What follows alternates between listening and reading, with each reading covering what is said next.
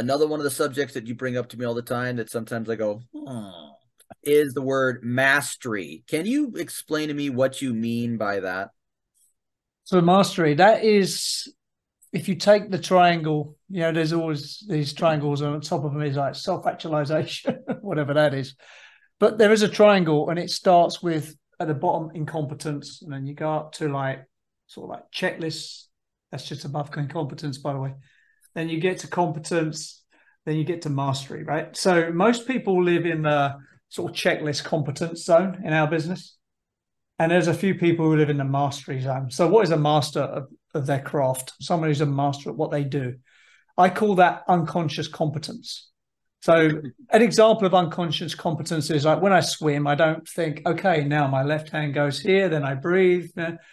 It's just unconscious. I can do it at a high level without thinking about it.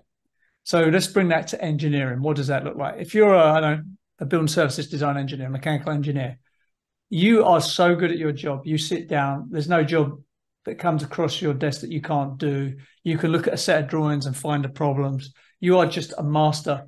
You know your subject matter. You're a master of your domain. You can just do it with ease, right?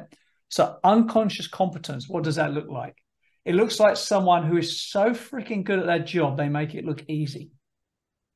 Yeah, but at this, no, not, yeah, but I mean, yes. Yeah, but. Yeah, so it's like yes, but I like to say now yes and, you Yeah. know. So when you just said that, I remember going back, I don't know, 12 years now. It was one of my mentors. He passed away. It was wonderful. His name was Greg Kuntz. And if anybody ever hears this, Greg Kuntz was a magician at Excel. Guy was an amazing engineer. I love him right now, And so I'll never forget one day we were doing some project and he just started creating like a bin, model, like a bin. Like, we just started taking numbers. We are just doing something for some piece, boiler, chiller, it didn't matter. And he just starts putting numbers down. And he's like, this is what I want it to be. And I'm like, okay. And he goes, oh, and he goes, well, these are rules of thumb. And I'm like, oh, okay. And he started creating the Excel like he was a wizard at it. So he just created it. Right. And then he goes, Marcus, he goes, after 30 years of doing this, he goes, my rules are thumbs. He goes, they're pretty right on. He goes, I might be off by a 2 or 3%. He goes, but I've been doing this for so long that it's become habit. I'm learning this. And he goes, one day you'll be like this. And I'm like, okay, but the thing about it is he's learning that, right? And so whenever you say mastery or unconscious, learning like that, like think about it.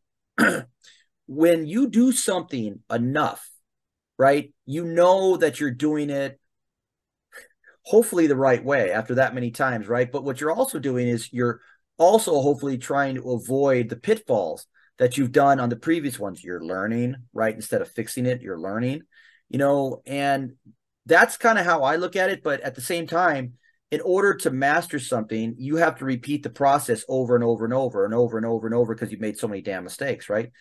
But at the exact same time, when you teach someone something, and this is where I go in and out, I'm sure you do too. You want to teach someone how to do it the right way, but the problem is the right way might be your way, not be their way or someone else's right way, right? And it's just like, your parents, they're always trying to help you to not get hurt. They're always trying to help you avoid a situation. But back in the day, in the 80s, 90s, when we didn't have a cell phone and we escaped into the woods or into the desert for a day and we couldn't find anybody, we had to go make those mistakes and we weren't protected. And I think maybe with the invention of the cell phone or the internet, like we're never alone now, which is good. But at the same time, we don't have the chance to make the mistakes, to master the conscious. Are you saying there's less mastery around because there's too much coddling? Yes. Yeah, I like the fact you own that. I'm always trying to be PC, but like it's just one of those things where it's just like, if you're walking down the road and you look over like, oh, that's a cute baby, and they're like, what? And like, whoa, that's a 25-year-old baby. Then you look at it and go, wait, whose fault was that? Was it the parents that kept the 25-year-old in the baby carriage? Or was it the 25-year-old that stayed in the baby carriage? Well, the 25-year-old doesn't know any better, do they? No, they don't know to jump out and basically just go and learn your own life lessons. And then the parents are like, I just love my child. You know what I mean? It's just like, there's nobody's wrong, but nobody's right. you see what I'm saying? Where it's just like we want to do their best by our kids. I don't have any kids, but I mean, I have students, but by the people we work with, by the people we mentor, but you still have to let them make mistakes. Yeah. Well, that's I how don't you learn. I don't But think we do that anymore. I don't think we let them make mistakes anymore. yeah, mastery in parenting, that's a big subject. We won't go there. But Well, mastery in your profession, I think, is a very attainable goal for everybody. but that's why we have too many seniors right now. We don't have enough juniors right now. There's not enough in the middle for the succession plan. I mean, we have so many high leadership, like they're all going to be leaving. We don't have enough to juniors that basically saw this. Yeah, there is a problem in our industry of knowledge management and passing it on. Yeah.